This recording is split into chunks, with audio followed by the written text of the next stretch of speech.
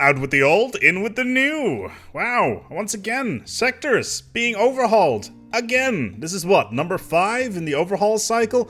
To be fair though, I do appreciate the amount of attempts that the development team is doing and trying to get sectors finally under control. Personally, not really a fan of sectors. I'm kind of like the autocratic dictator who likes to micromanage everything that's going on his planets, but I can totally understand that some people are completely swamped with the concept of having to manage dozens and dozens and dozens of planets with thousands upon thousands of pops. Sure, that's perfectly understandable. However, there is going to be a new sector system yet again, which will most likely be rolled out in the next version of the game, which is 2.3.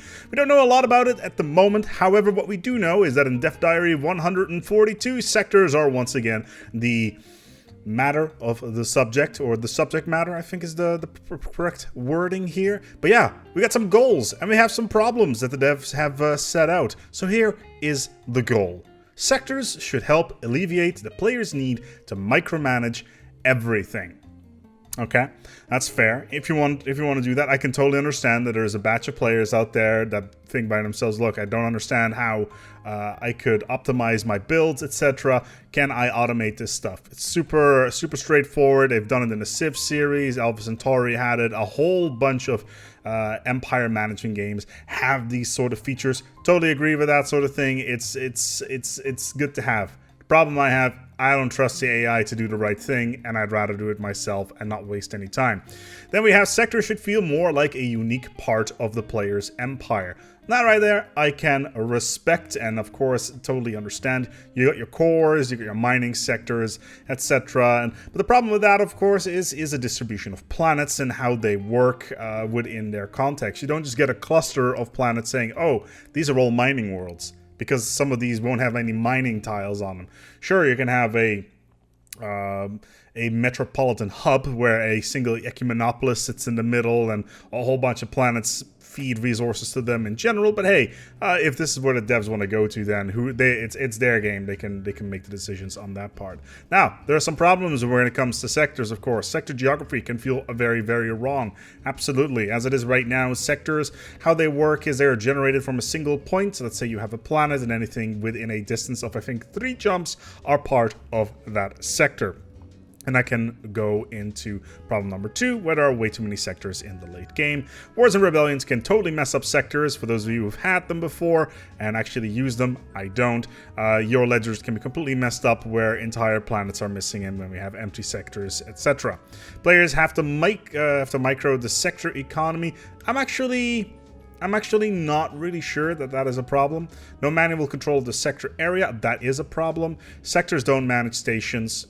Sure, it is something to do when it comes to the gameplay loop, selecting what kind of resources you want. Personally, always go for energy and minerals first. Science can wait till a later date, and there are no sector capitals. And that right there, I do agree, is something that is missing on the game right now. You've got your empire capital, and of course the rest. There is no sector capitals. There are no keystone worlds that can have serious impact on the overall performance of your empire, and that right there is something that I do feel needs to be added. So at least they're on the way there for having good ideas. Sector types, however, that's something that needs to be integrated according to the devs. They want to do things like an administrative zone, an occupation zone. That right there is, I think, something that is very interesting.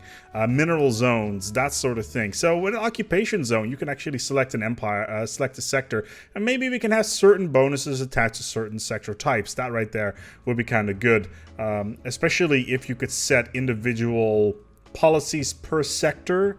That'd be kind of nice. Say there is no refugees in this sector. There is no purging in this sector, this sort of thing. Right now, we already have something similar like that, where only certain things are applicable to core worlds. But yeah, that's something that I would like to see, and maybe that's something that would be good as well. One of the comments down in the thread actually mentions that it would be nice to have a screen where you can macro manage your entire empire. and should have information like how many districts are available and how many are being used. This is how much population you have. This is how much is there is employed. This is how much space you have for living and that sort of thing.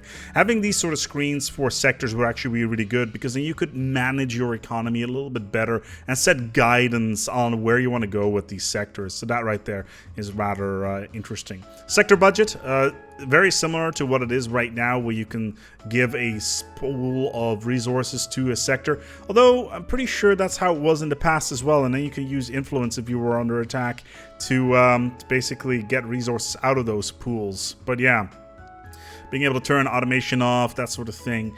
Sector geography. So the current plan, and I'm going to quote this verbatim, the current plan is to have systems to be automatically added to a sector within range. If a system could belong to two different sectors, it would be possible to nudge them to decide which sector they should belong to.